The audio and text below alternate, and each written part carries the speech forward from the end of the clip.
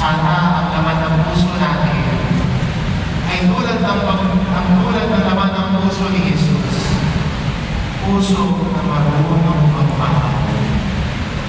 At ang pagmamahal mo ay hindi parang pakiramdam lang.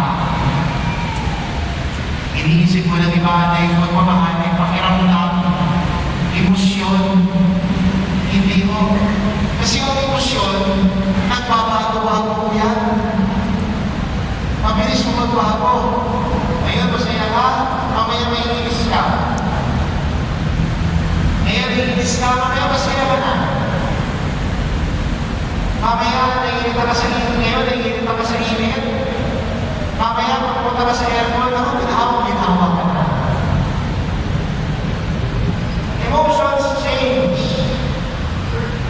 But God always tells us that love is a decision. Iniinit ni Jesus na mahalin tayo. Iniinit ni Jesus na mahalin ka. At dahil pinipili ka ni Jesus, inaalay niya ang buhay na para sa iyo.